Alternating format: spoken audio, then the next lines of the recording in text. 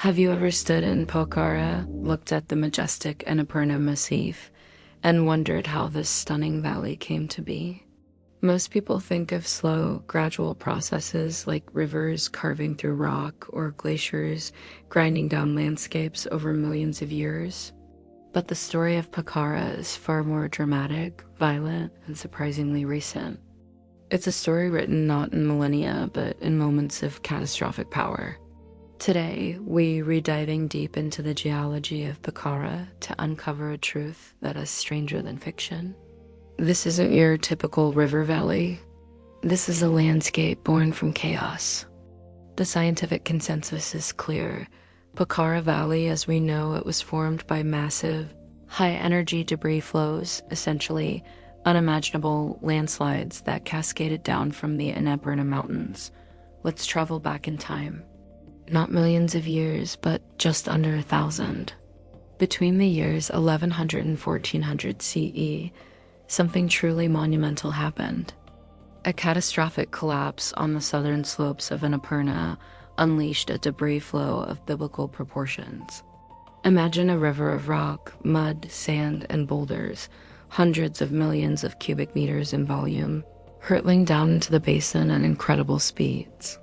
This single event, a colossal wave of earth and stone, is what primarily shaped the Pokhara Valley we see today. How do we know this? Scientists have drilled deep into the valley floor, pulling up core samples of the sediment below. What they found is astonishing.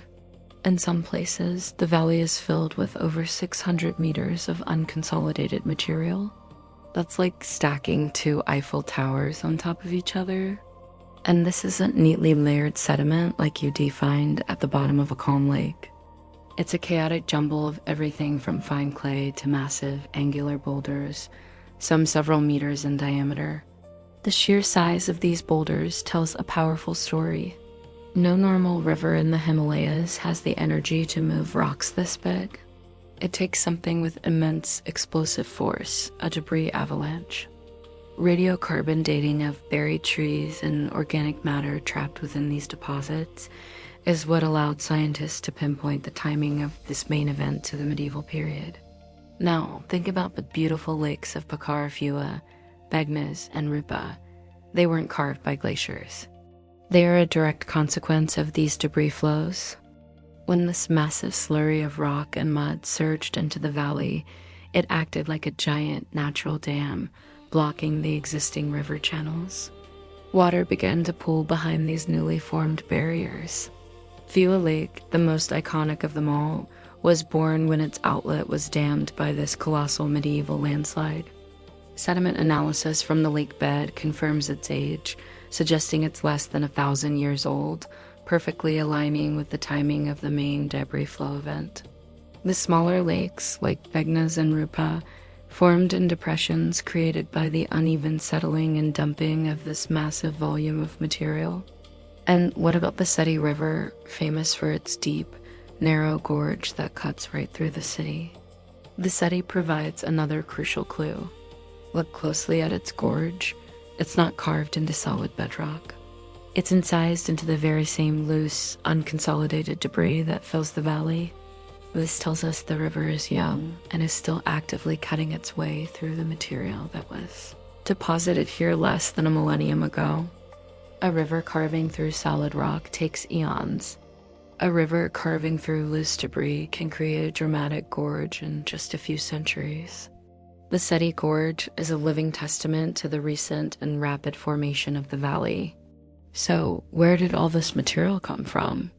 By analyzing the mineral composition of the sediments, geologists have traced it directly back to the metamorphic and igneous rocks found high up in the Annapurna range. It's a perfect match, confirming the source of the devastating landslides. The scientific term for a place like this is a catastrophic valley fill system.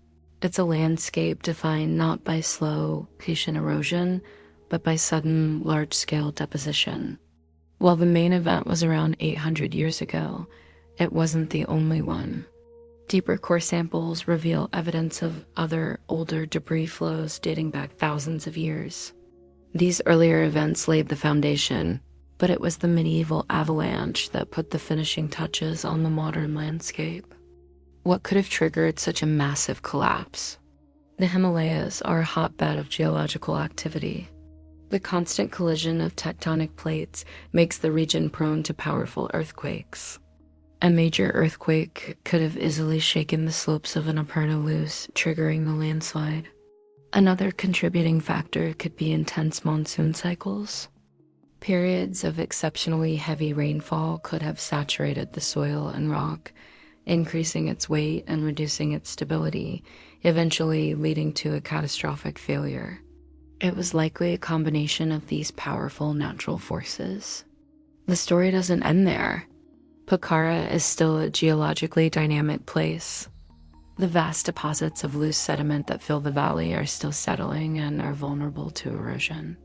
Landslides, bank collapses along the Seti River, and subsidence are ongoing processes that continue to shape the landscape.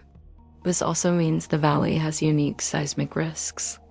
During an earthquake, these soft, unconsolidated sediments can amplify seismic waves, much like what happens in Kathmandu Valley, making the ground shake more violently than it would on solid bedrock. So the next time you paddle on Phewa Lake or gaze at the razor-thin Seti Gorge, remember the incredible story beneath your feet. You are in a place not just of serene beauty, but of immense power and dramatic change. Pokhara Valley is a young, dynamic landscape, a powerful reminder that the earth is constantly and sometimes violently reshaping itself. It's a geological infant born from a cataclysm that happened in the not-so-distant past. Thanks for joining us on this geological journey into the heart of Nepal.